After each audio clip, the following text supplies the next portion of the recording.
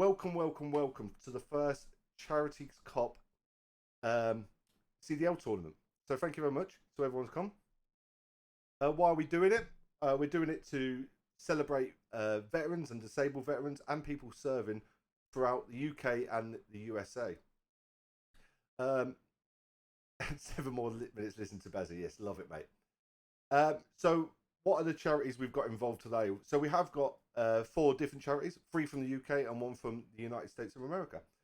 So, I'm quite privileged and honoured to be able to speak on behalf of the 3 UK charities. We have got a guest today, James from the Wounded Warrior Project is going to speak in a bit and talk about their charities. But for me, I just want to talk about the 3 UK charities to start with. So we've got 3 wonderful charities: Help for Heroes, Plasma, and the Legion Games. All 3 charities have been doing wonderful work naturally through what they do, but the esports world is quite new to all of them, and moving through it is quite difficult. But it's nice to see that we are now hopefully giving the members of each of them charities the opportunity, and that's the key thing I want to mention. It's all about opportunity. Nobody who's playing today has been picked on their performance or merit. It's all to do with an opportunity to help with their recovery and their journey. So for me, about my journey, I got injured and I was quite lucky to do the Invictus Games, and part of that was taking part in the Invictus Games in Sydney. And for me, that's all about my recovery and my journey. And I look back and I reflect, and it only happens once every 2 years at the moment, the Invictus, obviously COVID aside. But for me, what can we do? What else? There's people out there who don't like doing sports, but do actually enjoy gaming. And for me, I wanted to create an environment where we can give that opportunity to them members who don't want to do sports, but still want to help with their recovery through gaming. Uh, and for me, it's not about being the best player. It's about being there to support each other. And James from the Wounded Warrior Project will be able to mention that as well. But it's nice to see over the last 3 to 4 months, players all take part, meet each other, play with each other. I can vouch for myself. I've enjoyed playing with the Americans, the Help for Heroes lads, the RBL lads, and Blesma lads in playing some Warzone. And yep, some of you might not know, I had an operation a couple of days ago on my knee. And for me, jumping in, I played with Linz from the American side, Bosun, and some of the UK lads and ladies as well. And it was good to help me with my recovery with that because of I was injured and I didn't have much else to do. And it was nice to see that everybody else supporting each other, which is a wonderful thing. So each of the charities you might not know about. So we've got Help for Heroes. Help for Heroes is a wonderful charity. They help with injured soldiers and veterans who are with PTSD or uh, limb injuries. So when it comes to their day, please support them and show them as much love as you are at the moment for the RBL day, which is about to come up. The RBL helps people who are veterans and still serving. And they don't discriminate, as in the case of you have to be injured, you just automatically a member when you first join them. And Blesma is, as it says in the tin, is a limbless veterans charity. It's nearly as old as the RBL. And what it's about is helping each of its members through activities. And this, to me, is an activity. Taking part in this sort of environment is an activity. And what I'm going to do is introduce James now. He's going to talk a bit about WWP, the Wounded Warrior Project, and we'll go from there. Tell everyone, James. Hey, thank you so much, Bez. I appreciate you. So, my name is James Martin, and I'm the gaming and engagement specialist for Wounded Warrior Project. And since 2003, Wounded Warrior Project has been a tireless advocate for our nation's finest, improving the lives of millions of warriors and their families. Our warriors never have to pay a penny for our programs because they're paid because of the dues they paid on the battlefield. We all the donations raised throughout through everything that we do helps to fund our different programs for the warriors, such as programs like the Warrior Care Network, that's clinical care through 4 academic centers, or our Project Odyssey, which is rehabilitative mental health workshops, where they spend 4 or 5 days out in the middle of a camp or a field and do adventure-based things to help them navigate through their demons. or even events like this where we get our warriors together and we have a gaming program where we try to build a community.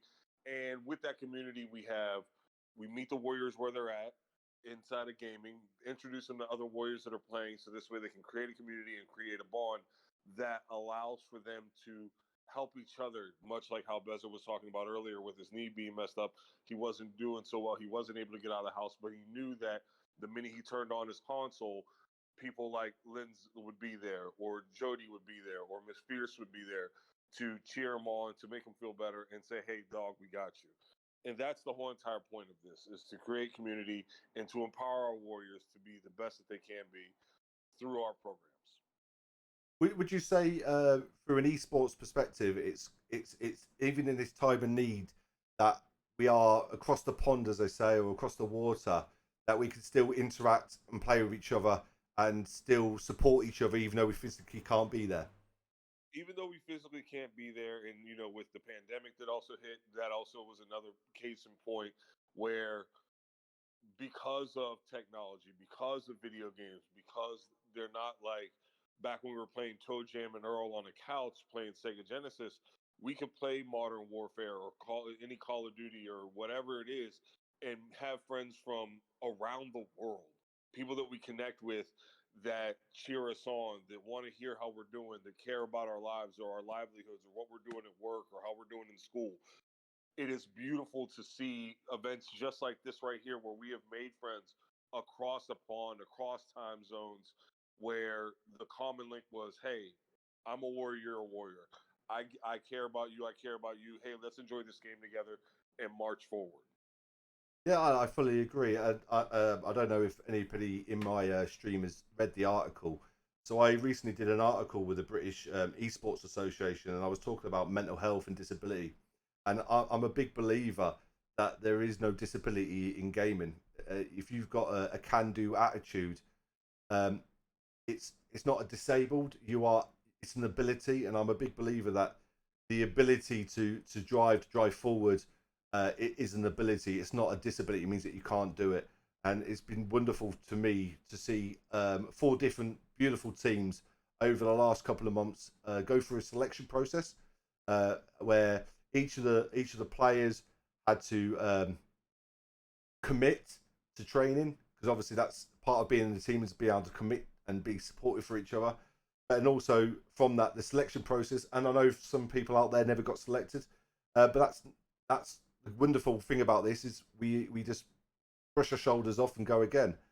And obviously from the selection process, it's been good to see that players taking the time out to play with each other and actually try and learn, improve, and actually support each other a bit more. But yeah, I'm a big believer in if you're disabled, it's just a disability. If you just use the word "I'm disabled," if you've got the willing to show an ability, is the key word I like to say. Is if you can show an ability to do something, you're not disabled, and especially gaming. I'd say you're as able as anybody else. Would you agree with that statement, James? I absolutely would agree with that, because I think that the ability to game levels the playing field. And thankful to a couple of companies like Able Gamers, organizations, Microsoft, and what they're doing even with adaptive controllers. You can still be as competitive as you once were. Yeah, we may not be able to run the way we used to. We may not be able to climb rope the way we used to. We maybe not be able to get ourselves off the floor the way that we used to. But with the controller in hand, there's no there's no limitation to how great you can be. No, and I fully agree that you are once you're on the battlefield, your brothers and sisters are brothers and sisters. It doesn't matter where you are around the world. And I'm a big advocate as well. Is there is no discrimination in gaming as well. It doesn't matter if you're black, white, brown, whatever color you want to say someone is, or whatever religion or whatever race, whatever you want to go with. In gaming, you are just two people picking up a game and just being friends. And if it's a solo game, or if you're playing a game where you just chill out and you just talk to each other, you are literally just enjoying each other's company, and there is no discrimination. For me, I just want to talk quickly as well. This event would not happen one without you guys taking part, but also the sponsors as well. But I've just got to say a big shout out to Alpha Cool, who obviously sponsor me, but with them sponsoring £500 worth of, or $500 as well worth of cooling equipment to somebody who wins it, but also to the Victoria Service Club, which is whoever gets that is to the people. It's a free trip to somebody to go down to London and stay in a hotel, and they get a nice meal and a nice breakfast, and that's obviously open to whoever gets it. Obviously, the problem with that, if one of the WWP people win it, they're not going to be playing for their flight. I can tell you that. But it was nice of them to offer these things, and these are all things which are nice to see that we're not hoarding it for the UK or hoarding it for. This is an international thing that hopefully we can get bigger and better, and obviously, for me personally, I like this to evolve into other people jumping in and getting more sponsors and getting more people who just want to support veterans and support what they do. A bit of the forecast for the for the rest of the month. So we have got the Royal British Legion taking part today. They're hosting, so hopefully you do go on to watch their channel and see what they're up to. They are going to be playing all three different teams, and the point system is going to work quite an easy way. It is, you've got a match, you win that match, you get a point. If you win your complete match or your complete set, you get a bonus point, and then obviously that will be tallied up, and that will be on the closing ceremony, which is going to be in 3 weeks' time. With that as well, for your information, the most valuable player. So after every match, a person from the captain from each team will post or let me know who is their most valuable player on the opposite team, and that is a tally what's going to be done. And once that tally is written up at the end, that person will be crowned the most valuable player. With that as well, we'll be going from there onto the most improved player. So all the captains at the end of the event will come in and speak, and then they'll have their nomination, and the person who has been nominated for that will get that prize. And all I want to say as well is good luck to all the players, because obviously even though I am a player today, as the overseeing person of this event, I just want people to have fun, to people to be engaged, and obviously when it is the Charities Day, remember that the players are representing their charity, and if people can donate, it'll be appreciated, because everything goes back to the charity. And I like to think that everything after a while goes back from the charity, goes back into to the players, and obviously other players as well, so that gives them more opportunities. That's the key thing about this. The opportunity only comes around if people support and show the love, which you're all doing. James, personally, how do you think your team's going to do in the event then? I have faith in my team that they've been practicing hard. I've gotten to see them outside of practice, and just throwing up for relaxing. Where they operate well as a team, they communicate well. It's been nice to see how they have grown into being able to function well and be able to talk amongst each other and be able to coordinate fires. So it's going to be nice to see them, instead of them going after each other or bots, for them to actually go against actual challenges. So today's the day. No, I fully agree. For me, I jumped in the other day with Scorch and some of your players.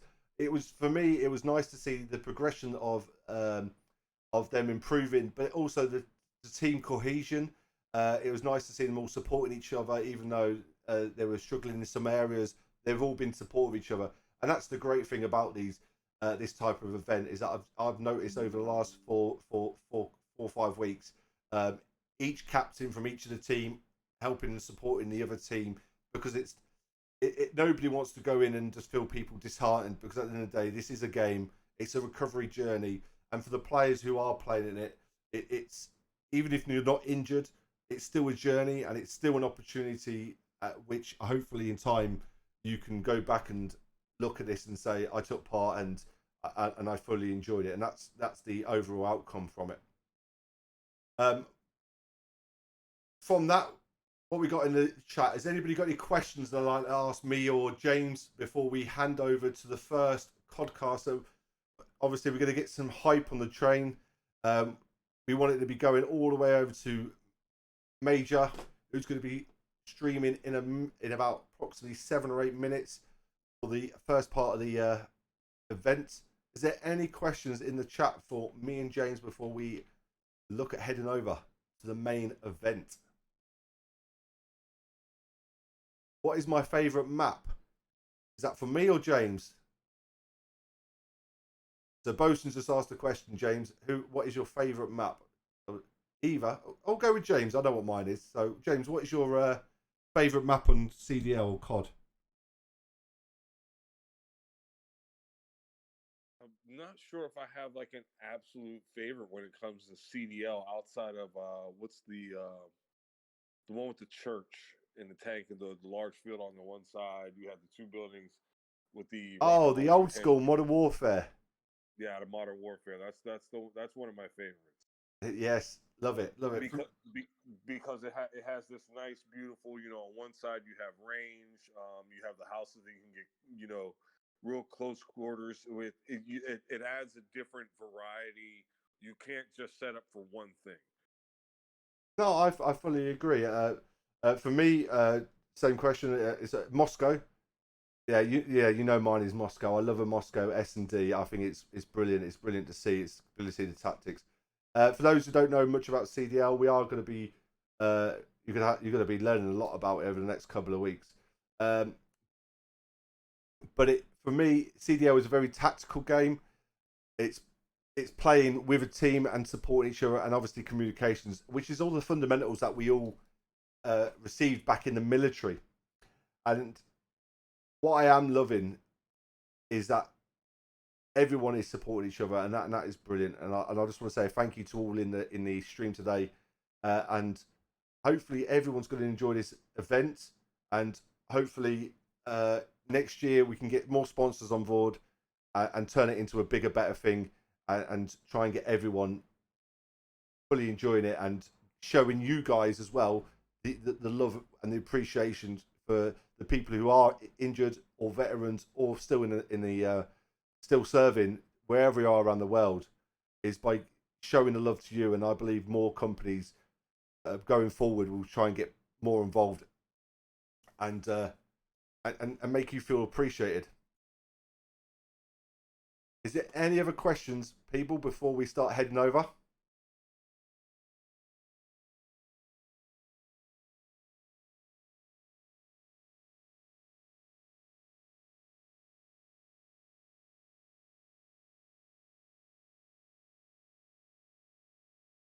Any more questions before we go?